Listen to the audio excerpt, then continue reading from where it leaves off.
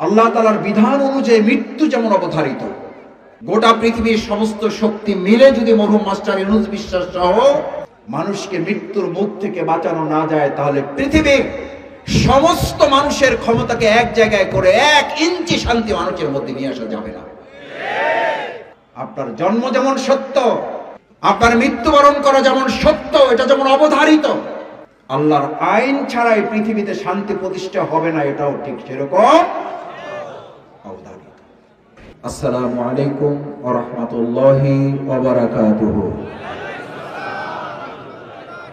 আমাদের আজকের এই আয়োজনের মূল প্রতিপাদ্য, মূল বিষয়বস্তু আপনারা সবাই জানেন। আপনাদের প্রিয় মানুষ মরহুম মাস্টার ইউনূস বিশ্বাসের জন্য গত 4 তারিখে সড়ক দুর্ঘটনায় ইন্তেকাল করেছেন। আমরা আল্লাহ তাআলার কাছে তার জন্য প্রাণ ভরে দোয়া করি, মহান আল্লাহ রাব্বুল আলামিন আপনি মেহেরবানি করে আমাদের প্রিয় মরহুম মাস্টার ইউনূস বিশ্বাসকে, মানুষ হিসাবে তার ভুল ত্রুটি হয়েছে, আপনি তার গুনাহগুলো মাফ করে তাকে জান্নাতুল ফেরদাউসের জন্য নসিব করুন। আমিন। ভাইয়েরা, মরহুম মাস্টার ইউনূস বিশ্বাস সহ অত্র এলাকায় আমাদের অনেক মরহুম আছেন। আমি শুরুতেই, এখানে কষ্ট করে এসেছেন, আমরাও এক সময় মরে যাব। আমি জানি না আমার নসিবে এতজন মানুষের উপস্থিতিতে কোনো আলোচনা হবে কিনা। আমার খুব ভালো লাগছে যে একজন মানুষ তার জীবনের সময়গুলো কিভাবে ব্যয় করলেন, তার ভালোবাসায় সিক্ত হয়ে কিছুটা শীতের আবহাওয়ার মধ্যেও আমার পরম শ্রদ্ধেয় মুরব্বীরা, আমার পরম শ্রদ্ধেয় শিক্ষকবৃন্দ, আমার পরম শ্রদ্ধেয় ওলামায়ে কেরামগণ, আমার পরম শ্রদ্ধেয় তরুণ যুবকেরা যারা এখন ক্লাবে, মাঠে, ঘাটে, বাজারে ঘোরাফেরা করার কথা, তারা পিনপতন নিস্তব্ধতা বজায় রেখে মরহুম মাস্টার ইউনূস বিশ্বাসের স্মরণে দোয়া করার জন্য এসেছে। দোয়াই যেহেতু মূল উদ্দেশ্য, আলোচনা আজকে উদ্দেশ্য নয়। যেহেতু জীবন কর্ম আলোচনা বলা হয়েছে, ছোট্ট কয়েকটা কথা বলব। মালাকুল মউত, মৃত্যুর ফেরেশতা, যখন দায়িত্ব বন্টন হয়েছে, সে বলেছিল, আল্লাহ আমাকে এমন একটা বিভাগ দিলেন, এমন একটা মন্ত্রণালয় দিলেন, যে মন্ত্রণালয়ের দায়িত্ব পালন করার কারণে মানুষ আমাকে গালিগালাজ করবে, মানুষ আমার প্রতি বরদোয়া করবে, মানুষ আমাকে খারাপ বলবে, কারণ আমি মানুষে কি করি, কি কবজ করি, জান কবজ। আল্লাহ তাআলা বললেন, তোমার কোনো টেনশন নাই, তোমার দুশ্চিন্তা করতে হবে না, আমি একটা ব্যবস্থা করে দিচ্ছি। তুমি জান কবজ করবা, মানুষ তোমাকে গালি দিবে না, মানুষ গালি দিবে ডাক্তারকে। কাকে? ডাক্তার। মানুষ মারা যাবে, তুমি জান কবজ করবা, তোমাকে গালি দিবে না, গালি দিবে ওই বাসের মালিককে, ওই বাসের হেল্পারকে, ওই বাসের ড্রাইভারকে। তুমি জান কবজ করবা, মানুষ হসপিটালকে গালিগালাজ করবে, মানুষ চিকিৎসাকে গালিগালাজ করবে, মানুষ রোগকে গালিগালাজ করবে, তোমাকে গালিগালাজ করবে না। কারণ আমি একটা উসিলা, একটা মাধ্যম দিয়ে তাকে পৃথিবী থেকে তুলে নিয়ে আসবো, যার কারণে তোমাকে কেউ গালি দেবে না। আসলে এই রোগটা তার কোনো মৃত্যুর জন্য দায়ী নয়, এটা মৃত্যুর একটা উসিলা মাত্র। সিদ্ধান্তটা কার? আল্লাহ। আইনামা তাকুনু ইউদরিকুকুমুল মাউত, যেখানে থাকো। গোটা পৃথিবীতে বিভিন্ন সময় মহাগ্রন্থ আল কোরআনের আয়াতকে চ্যালেঞ্জ করা হয়েছে, আজকেও কেউ কেউ চ্যালেঞ্জ করে। মানুষের তৈরি করা আইন দিয়ে সমাজ তারা পরিবর্তন, সংস্কার করে ফেলবে, এটা এক ধরনের চ্যালেঞ্জ। মহাগ্রন্থ আল কোরআনের আইন, আল্লাহর শাসন ছাড়া এই পৃথিবীতে পূর্ণ সংস্কারও হবে না এবং সমাজে শান্তিও প্রতিষ্ঠিত হতে পারে না। কেন পারে না? আল্লাহ তাআলার বিধান অনুযায়ী মৃত্যু যেমন অবধারিত। প্রথম শিক্ষা আজকের আলোচনার, মরহুম মাস্টার ইউনূস বিশ্বাসের জীবন থেকে প্রথম সিদ্ধান্ত, গোটা পৃথিবীর সমস্ত শক্তি মিলে যদি মরহুম মাস্টার ইউনূস বিশ্বাস সহ মানুষকে মৃত্যুর মুখ থেকে বাঁচানো না যায়, তাহলে পৃথিবীর সমস্ত মানুষের ক্ষমতাকে এক জায়গায় করে 1 ইঞ্চি শান্তি মানুষের মধ্যে নিয়ে আসা যাবে না। কার ফয়সালা ছাড়া? আপনার জন্ম যেমন সত্য, আপনার মৃত্যুবরণ করা যেমন সত্য, এটা যেমন অবধারিত, আল্লাহর আইন ছাড়াই পৃথিবীতে শান্তি প্রতিষ্ঠা হবে না, এটাও ঠিক সেরকম অবধারিত। কারণ আইনামা তাকুনু ইউদরিকুকুমুল মাউত। বিজ্ঞানীরা চ্যালেঞ্জ করেছে, আমরা দেখতে চাই কি করে মৃত্যু স্পর্শ করে। আল্লাহ তাআলা স্রষ্টা নাকি এরকম বিধান দিয়েছেন? বিজ্ঞানীরা চ্যালেঞ্জ করে দিয়েছেন। একজন মানুষকে সমস্ত অক্সিজেনের ব্যবস্থা করে কাজ দিয়ে ভালো করে এমন ভাবে প্রটেক্ট করে তাকে ভিতরে দিয়ে রাখা হয়েছে যেন বাইরের কোনো বিপদ তাকে স্পর্শ করতে না পারে।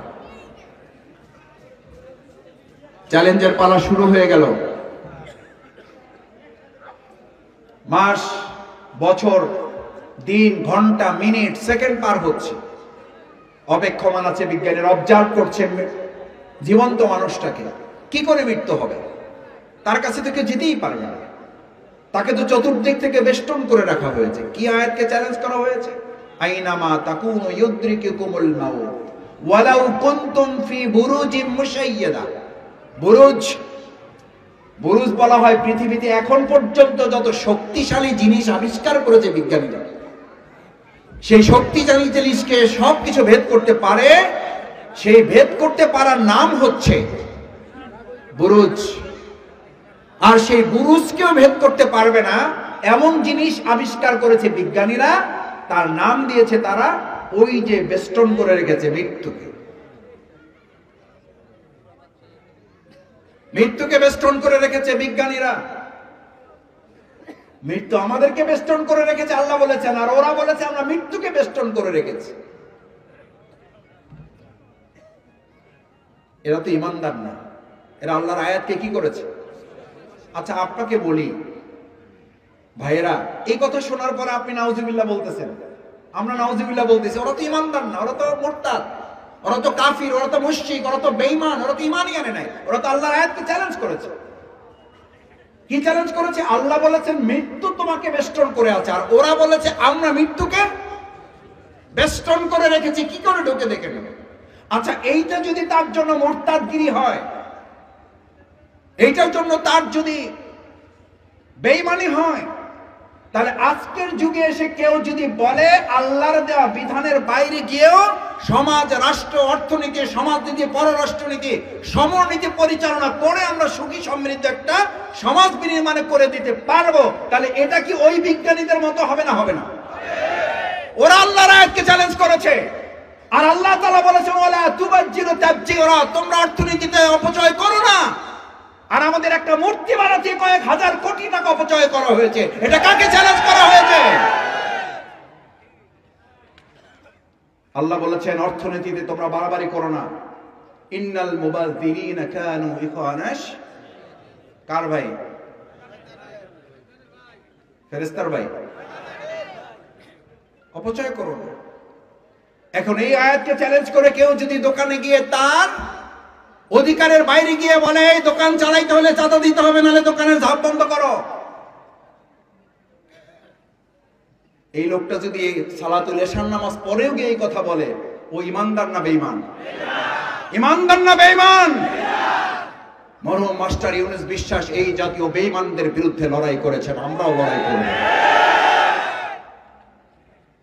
কেন লড়াই করেছেন? ওনার কোন ব্যক্তির সাথে শত্রুতা ছিল না। ওই যে বিজ্ঞানীরা আল্লাহর আয়াতকে চ্যালেঞ্জ করে বলেছে তুমি মৃত্যুকে বেষ্টন করেছো আমাদেরকে, আমরা মৃত্যুকে বেষ্টন করলাম। আর আজকের যুগের কতিপয় মুসলিম নামধারী লোকেরা বলেন আল্লাহর বিধান দিয়ে তোমরা শান্তি প্রতিষ্ঠা করবো। হুজুররাই কথা যতই বলো লাভ হবে না, আমরা যেই লাউ সেই কদু, মানব রচিত মতবাদ দিয়ে আমরা শান্তি প্রতিষ্ঠা করব। এই মুরতাদদের সাথে এই ব্যক্তির কি পার্থক্য আছে? আলা লাহুল খালক ওয়াল আমর। মরহুম মাস্টার ইউনুস বিশ্বাসের জীবন কর্মের মূল স্লোগান ছিল সৃষ্টি যার, সৃষ্টি যার, এটা কি ওনার বাপের স্লোগান? এটা কি ওনার স্ত্রীর স্লোগান? এটা কি বাংলাদেশ জামাত ইসলামের আমিরের স্লোগান? এটা একজন ইমানদার মুসলিম মুসল্লি যিনি নামাজ পড়ে আল্লাহু আকবার, নারায়ে তাকবীর আল্লাহু আকবার, আল্লাহর ওয়াহদানিয়তের ঘোষণা দিয়ে এসেছে। সেই আল্লাহরই ঘোষণা, আলা লাহুল খালকু ওয়াল আমর, সৃষ্টি যার আইন চলবে তার। এই মসজিদের কোন ইমাম যদি এখন এসে এখানে মাইকে দাঁড়িয়ে বলেন, আমি একটু আগে আপনাদের ইমামতি করে এসেছি না ভাই, আমার কথা আপনারা শুনবেন না, আমার কথায় আপনারা সিজদা করেছেন, আমার কথায় আপনারা রুকু করেছেন, আমার কথায় আপনারা উঠেছেন বসেছেন, আমি এখন সেই লোক এসে বলতেছি আল্লাহর আইন অনুযায়ী মসজিদ চলবে কিন্তু আল্লাহর আইন অনুযায়ী নমালা চলবে না, এই ইমামের কথা আমরা শুনতে সবাই রাজি আছি ইনশাআল্লাহ? কি বলেন?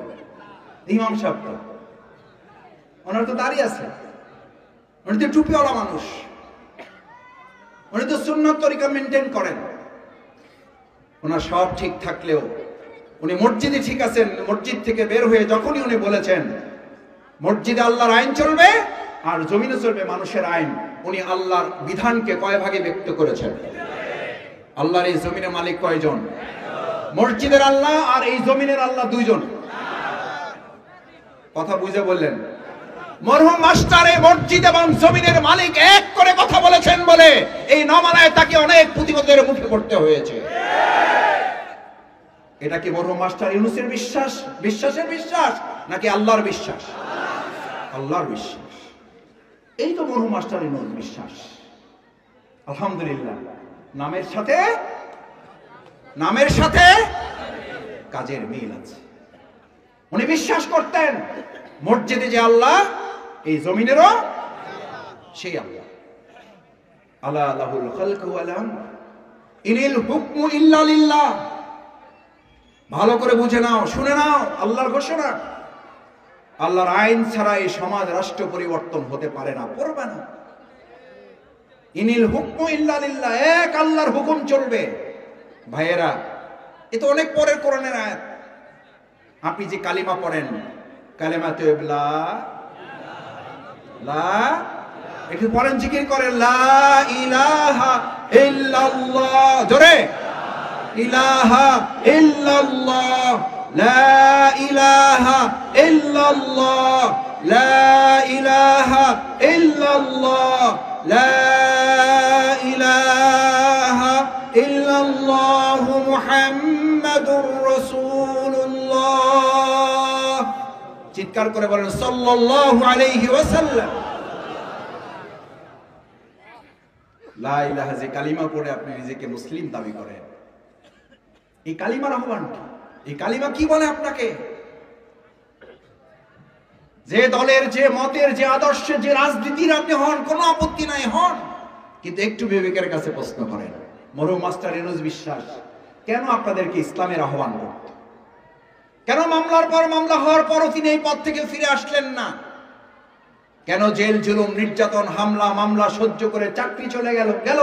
আমি বলেছি, আমি কথা বলেছি, ভাই একটু সহ্য করেন না, একটু সবর করেন, কয় মাস এই পোস্টে আপোষ হবে না, যাক চাকরি আমার রিজিকের ফয়সালা করে না।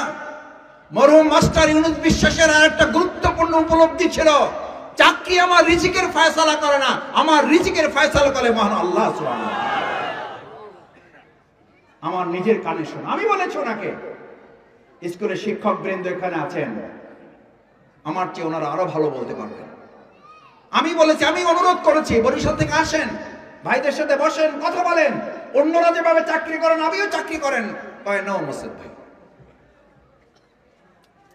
আমি রিজিকের কাছে আত্মসমর্পণ করব না, আমি আত্মসমর্পণ করেছি রিজিকের মালিকের কাছে।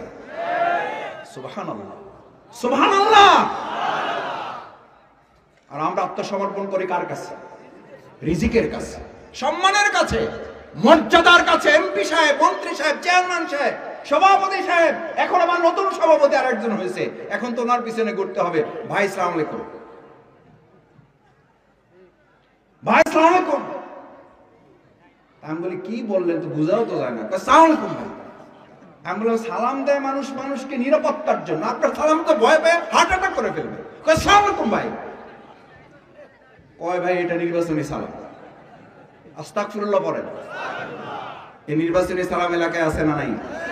মরহুম মাস্টার বিশ্বাস ইউনুস নির্বাচনী সালাম দিতেন না সুন্নতি সালাম দিতেন?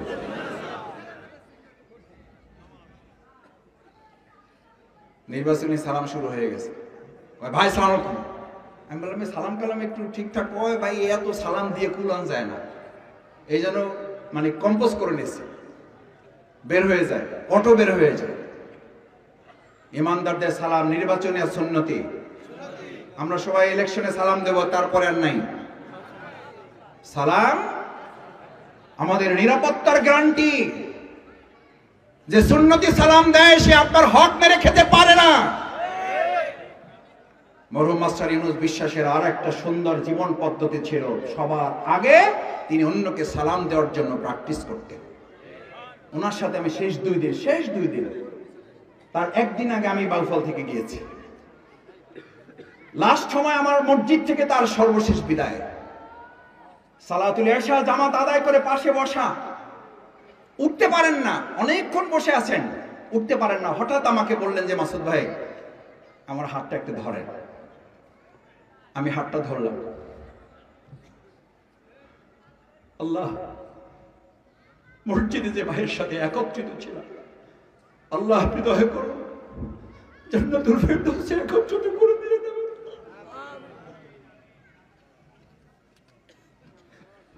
আল্লাহ, আপনার এই দিনের গোলামটা সালাত আদায় করে উঠতে পারে না, অথচ সারাটা দিন দিনের কাজে, ইসলামের আন্দোলনের কাজে সৈনিকের মতো ছুটেছে।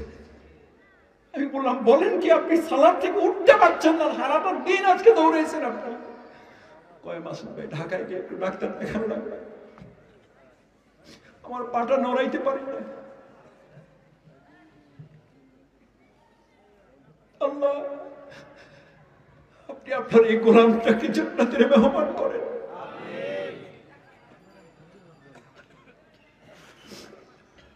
ভাইয়েরা, মরহুম মাস্টার ইউনুস বিশ্বাস শক্তির জোরে চলতেন না, বিশ্বাসের জোরে চলতেন। বিশ্বাসের শক্তিতে বলিয়ান ছিলেন। ইমানদারের শক্তি হচ্ছে এখানে।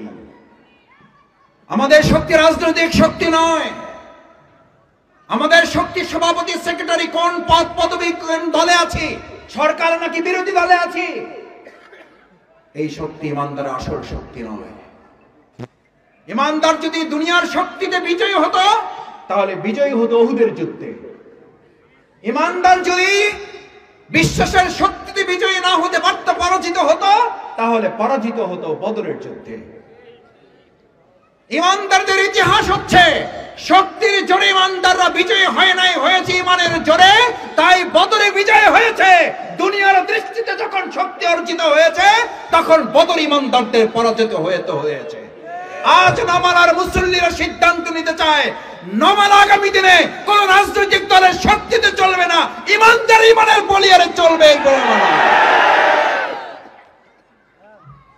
যদি ইমানদার হও লড়াই করতে আসো, আর না হলে যে কোনো লড়াইয়ের জন্য প্রস্তুত থাকো। কোন অন্যায়কে মাথা নত মাস্টার ইউনুস বিশ্বাস করে নাই। এই নমালাতে কোন অন্যায়কে মাথা উঁচু করে দাঁড়াতে দেওয়া হবে না। মরহুম মাস্টার ইউনুস বিশ্বাসের চেতনাই হচ্ছে কোন চাঁদাবাজি নমালায় চলতে দেওয়া হবে না। মরহুম মাস্টার ইউনুস বিশ্বাসের জীবন এবং কর্মই হচ্ছে এক আল্লাহ ছাড়া আমরা কাউকে ভয় করি না। আলী রাদিয়াল্লাহু তাআলা বলতেন, হে ইমানদার, হে শক্তিশালী যুবক, হে শক্তিশালী রাজনৈতিক নেতা, হে শক্তিশালী রাজনৈতিক প্রশাসক, ভালো করে মনে রাখো, তোমার পা দিয়ে যখন তুমি হাঁটো, এক পা যখন মাটিতে ফেলো, মাটি তখন তোকে স্মরণ করা, এই মাটি থেকে তোর জন্ম, তুই মনে রাখিস। আর এক পা যখন মাটিতে দেন কদম, ওই মাটি আপনাকে চিৎকার করে বলে আপনি শুনতে পান না, এই মাটিতেই তোকে আবার ফিরে আসতে হবে, ফিরে আয়, তোকে দেখে নেব। সেই মাটিতে গর্ব বলে, সেই মাটিতে অহংকার করে, সেই মাটিতে অহমিকা ও গর্ব অহংকার নিয়ে ইমানদাররা চলতে পারে। যদি অহংকার গর্ব নিয়ে কেউ চলে, সে ইমানহীন অবস্থায় জীবন যাপন করে। আমাদের মরহুম মাস্টার ইউনুস বিশ্বাসের যে বিশ্বাসী চেতনা ছিল, সেই বিশ্বাসী চেতনার শেষ ধাপ ছিল তিনি আল্লাহর জমিনে আল্লাহর দ্বীনকে বিজয়ী করার চেষ্টা করতে চেয়েছেন। এটা কি তার ব্যক্তিগত উদ্যোগ ছিল না আল্লাহর ফায়সালা? আকিমুস সালাত কার নির্দেশ? আকিমুদ্দিন কার নির্দেশ? নামাজ পড়ো আল্লাহর নির্দেশ, আল্লাহর জমিন আল্লাহর দ্বীন বিজয় করো আল্লাহর নির্দেশ। মসজিদ আল্লাহর হুকুমে চলবে, জমিন আল্লাহর, এই জমিন আল্লাহর হুকুমে চলবে। মসজিদ আল্লাহর হুকুমে চলে বলে মসজিদটা নিরাপদ লাগে, এই জমিন আল্লাহর হুকুমে চললে জমিনটাও নিরাপদ হয়ে যাবে। আরে ভাই, এই সহজ কথাটুকু বুঝি না কেন আমরা? আমি যে রাজনৈতিক দলই করেন, আপনি কেন বুঝতে চান না এই সামান্য খুব সিম্পল সহজ কথাটুকু? মসজিদে গেলে একটু শান্তি শান্তি লাগে না? লাগে না? মসজিদে গেলে একটু ঘুম ঘুম ভাব হয় না? হয় না? মসজিদের বাইরে অস্থির লাগলেও মসজিদে ঢুকলে একটু স্বস্তি লাগে না? লাগে না? কেন লাগে? মসজিদকে মানুষের আইনে চলে না আল্লাহর আইনে চলে? ওরে আমার নওয়ালাবাসী, কেন এটা বুঝেন না? এটার জন্য ইমাম হওয়া লাগে না, এটার জন্য খতিব হওয়া লাগে না, মুফাসসির হওয়া লাগে না, মুফতি হওয়া লাগে না, মাস্টার ডিগ্রি করা লাগে না, অনার্স করা লাগে না, ডক্টরেট ডিগ্রি লাগে না। লাগে শুধু অন্তর থেকে বিশ্বাসটা লালন করা। মরহুম মাস্টার ইউনূস বিশ্বাস এটা লালন করতেন। আল্লাহর আইনে যদি মসজিদ নিরাপদ থাকে, স্বস্তিদায়ক আরামদায়ক মনে লাগে, তাহলে এই জমিনটা আল্লাহর আইনে চললে ওটাও মসজিদের মতো গোটা জমিনটা আমাদের জন্য নিরাপত্তার জায়গা হয়ে যাবে। তখন চাঁদাবাজের ভয় থাকবে না, তখন দখলদারিত্বের ভয় থাকবে না, তখন কোন জুলুমকারী জুলুমের শিকার আর আমাদের মা বোন ইজ্জত লণ্ঠনকারী থাকবে না। আজ মরহুম মাস্টার ইউনূস বিশ্বাস আকিমুস সালাতের সেই দায়িত্ব এক কাঁধে নিয়েছিলেন, আর এক কাঁধে নিয়েছিলেন আকিমুদ্দিন। মসজিদ চলবে আল্লাহর আইনে, জমিনও চলবে ওই আল্লাহর আইনে। সবাই রাজি আছেন ইনশাআল্লাহ? সবাই রাজি ইনশাআল্লাহ? আল্লাহ বাউফলকে আপনার আল্লাহর আইন দিয়ে চালিত করার তৌফিক আপনি দান করেন। আমাদের হাতগুলো আপনি আল্লাহর আইনের জন্য কবুল করেন। মসজিদ যেমন নিরাপত্তার জায়গা, আপনার আইন দিয়ে চলার কারণে জমিনটাকে আমরা আপনার আইন দিয়ে চালিয়ে এটাকে নিরাপত্তার ঠিকানা বানাতে চাই। আল্লাহ মরহুম মাস্টার ইউনূস বিশ্বাসের এই চেতনা, এই বিশ্বাস, এই আদর্শকে আমরা স্মরণ করার চেষ্টা করেছি মাত্র। এখান থেকে আমরা শিক্ষা নিয়ে যদি যার যার জায়গায় পৌঁছতে পারি, তাহলেই কেবলমাত্র আমাদের এই প্রিয় নওমালা, আমাদের এই প্রিয় বাউফল, আমাদের এই প্রিয় মাতৃভূমি বাংলাদেশ একটা নিরাপদ এবং সকলে মিলে সম্মিলিতভাবে প্রত্যেকের নাগরিক অধিকার নিশ্চিত করার জন্য, সে যদি ভিন্ন ধর্মাবলম্বী হয় তার অধিকার ইসলাম নিশ্চিত করে না? করে না? নারীদের অধিকার নিশ্চিত কি ইসলাম করে না? মানুষের রচিত মতবাদ করে। অথচ তারাই আবার উল্টা বলে, মানুষের তৈরি করা মতবাদ দিয়ে তোমাদেরকে আমরা উন্নতি অগ্রগতি করেছি, ইসলাম আসলে মহিলাদেরকে ঢুকাই দেবে কিসের মধ্যে? বোরকার মধ্যে, হাত মোজা পরাইয়ে দেবে। আমি আমার বাউফলের একটি ঠিক প্রোগ্রামে বলেছিলাম, আপনাদের এলাকায় যদি কতগুলো শিয়াল এক জায়গায় হইয়া, এই নওমালা মিলগড় বাজারে আপনি যদি যাওয়ার সময় দেখেন 25টা শিয়াল এক জায়গায় বসে মিছিল করতেছে। আমরা আমাদের এই এলাকার সমস্ত মুরগির স্বাধীনতা চাই, বুঝেন নাই? আমরা আমাদের নওমালা এলাকার সমস্ত মুরগির কি চাই? হাসবেন না কানবেন? কি করবেন মুরব্বীরা? এই 25টা শিয়ালের হক্কা হুয়া ডাকে কি আমরা আমাদের ঘরের এই খোপের মধ্যে মুরগিগুলাকে রাস্তায় ছেড়ে দেব না খোপের মধ্যে রাখবো? কারণ ওই শিয়ালের স্বাধীন করার পিছনে তাদের একটা অসৎ উদ্দেশ্য হইল স্বাধীন করার নামে এদেরকে গিলে খাবে। আমাদের কতিপয় নেতা নেত্রীরা নারীদেরকে মুক্ত স্বাধীন করার নামে তাদের ইজ্জত লুণ্ঠন করার ষড়যন্ত্র করছে। আর কয় ইসলাম আইলে খবর আছে, আর কিন্তু কাটবে আপনার চোরের মনে, চোরের মনে, চোরের মনে। এখন যদি 20 গাড়ি পুলিশ এখানে আসে, কেউ উঠবেন? কেন উঠবেন না? আমরা কোনো কি করতেছি না, কি করতেছি না?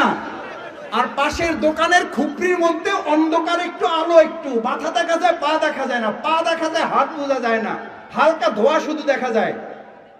ওখানে পুলিশও যাওয়া লাগবে না, কোন চকিদের জড়িয়ে যদি খালটা বাঁশির হুইসেল বাজায়, আরে ভাই দৌড় দেওয়া তো একটা টাইম লাগে, দৌড় তো দিতে পারবে না।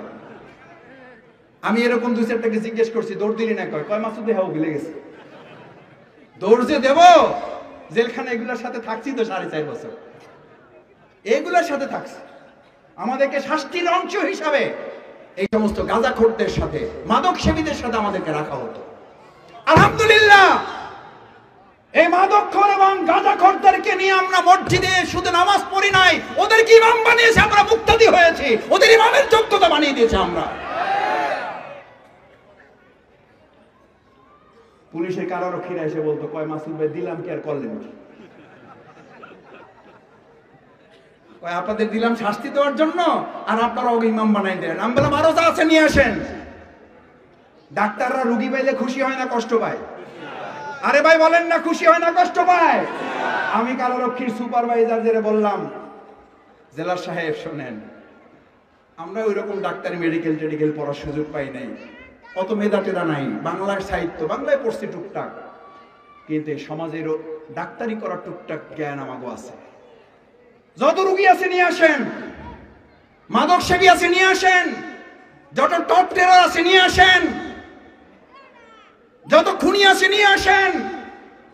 আলহামদুলিল্লাহ, আল্লাহর উপরে ভরসা করে বলছি, এরা শুধু আমাদের পিছনে মুক্তাদি হবে না, এরা ইমাম হবে, আমরা তাদের পিছনে নামাজ আদায় করব। করেছি, এখনো দেখা হয়, এখনো কথা হয়, ফোন করে অনেক পুরানো নাম্বার থেকে, কয় যে মাসুদ ভাই যেখানে আপনার সাথে ছিলাম সূরা কিরাত শিখাইছিলেন, আলহামদুলিল্লাহ এখন ওই সময় একবারে 5 ওয়াক্ত পড়ছি, এখন পুরোটা পারি না, ধরে রাখছি, কিন্তু আমরা ইমাম বানাই দিয়েছিলাম। পারা যাবে না? যাবে না। এটা বলছি কেন? ওই যে 3টা লোক অন্ধকারে বসে আমাদের কলিজার টুকরা সন্তানদের হাতে কে বা কারা অসৎ উদ্দেশ্যে ষড়যন্ত্রের অংশ হিসাবে তাদের মেরুদণ্ডটা ভেঙে দেওয়ার জন্য। আমি বাউফলে শুনেছি মরহুম মাস্টার ইউনুস বিশ্বাস এটার বিরুদ্ধে প্রতিবাদ করতেন। মাদক মুক্ত বাউফল চান কারা? চান সবাই? আমাদের সন্তানদের হাতে মাদক থাকবে না, কোরআন থাকবে। কোরআন থাকবে না, মাদক থাকবে। কলম থাকবে না, মাদক থাকবে। বই থাকবে না, অস্ত্র থাকবে। কিন্তু এইটা কি আপনাদের কাছে জানা নাই যে আমাদের বাউফল এখন যত চকলেটের দোকান তার চেয়ে বেশি মাদকের দোকান? আমি প্রশাসনকে আহ্বান জানাই, মাদকের বিরুদ্ধে যুদ্ধ ঘোষণা করুন। বাউফলের প্রত্যেকটা নাগরিক একজন সৈনিক হিসেবে আপনাদের সাথে দায়িত্ব পালন করবে। আমরা জনগণ হিসাবে না, আমরা আপনাদের একজন সিপাহী হিসাবে দায়িত্ব পালন করে মাদক মুক্ত বাউফল আমরা গড়ে তুলব। কারণ এটি সিদ্ধান্ত, এই চেতনা, এই কর্ম লালন করতেন কে? মাস্টার ইউনুস বিশ্বাস। অবৈধ অস্ত্র দিয়ে আমাদের সন্তানগুলোকে শেষ করে দেওয়ার প্রক্রিয়া চলছে, জানেন না? জানেন না বললে আপনাদের উপরে সঠিক ইনসাফ করা হবে না, আপনারা জানেন। আমরা আমাদের সন্তানদেরকে অস্ত্রের পরিবর্তে কলম এবং বই তুলে দিতে চাই। আমাদের সন্তানদেরকে শেষ করতে দেওয়া হবে না। আমাদের মরহুম মাস্টার ইউনুস বিশ্বাসের কলিজার টুকরা সন্তান যদি কোরআন হাদিস দিয়ে কথা বলতে পারে, বাউফলের সমস্ত তরুণ যুবকরাও ইনশাআল্লাহ আগামী দিনে কোরআন হাদিস দিয়ে কথা বলবে না, শুধু এই মসজিদ এবং আমাদের জমিন পরিচালনায় একই সাথে তারা নেতৃত্ব দেবে। আমরা তাদেরকে মসজিদের ইমাম বানাবো, আমরা তাদেরকে জমিনের ইমাম বানাবো। এই এলাকার মেম্বার তিনি হবেন যিনি মসজিদের ইমামতি করতে পারবেন। এই এলাকার চেয়ারম্যান তিনি হবেন যিনি আমি মারা গেলে এসে আমাকে শুধু দাফন করবেন না, আমাকে এসে জানাজার ইমামতি করতে পারবেন।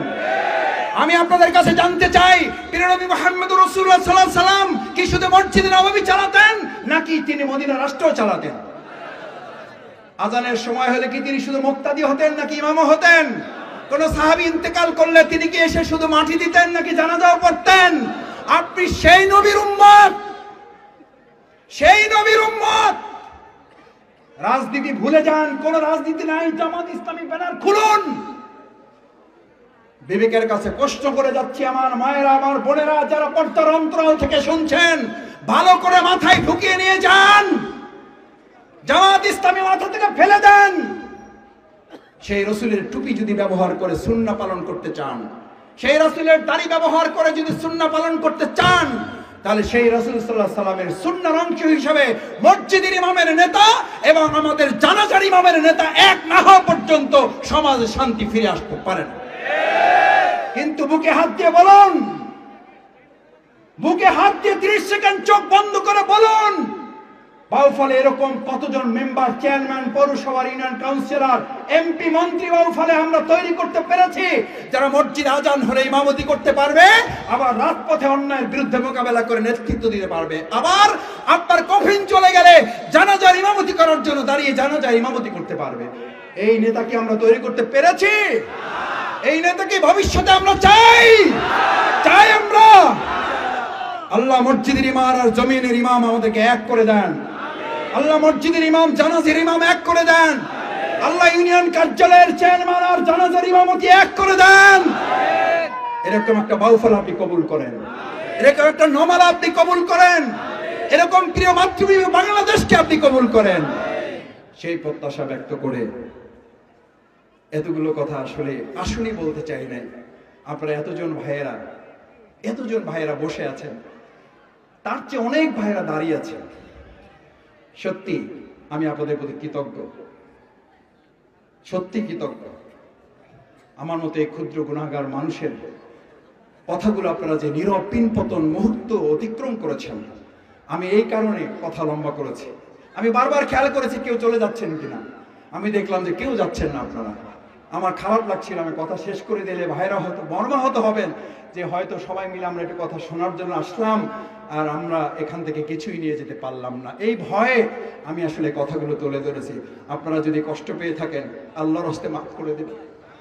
আমার অনেক মুরব্বীদেরকে আমি দেখেছি দাঁড়িয়ে অনেকে দাঁড়িয়ে আছে। আল্লাহ এখানে দাঁড়িয়ে থেকে যারা ইসলামের আলোচনা শুনেছেন, কাল কিয়ামতের দিনে তাদেরকে আপনি আরশে আজিমের নিচে ছায়া দিয়ে তাদেরকে দান না করায় আপনি বিনা হিসেবে জান্নাতে দিয়ে দিয়েন। তাদের সাথে আমরা যারা বসা আছি আমাদেরকেও আপনি তুলে নিয়ে দিয়েন আল্লাহ। সেই প্রত্যাশা ব্যক্ত করে যারা কষ্ট করে আমাদের আয়োজনকে সফল সার্থক করেছেন, আগামী দিনেও ইসলামের পক্ষে, কোরআনের পক্ষে, আল্লাহর নির্দেশ বাস্তবায়নের পক্ষে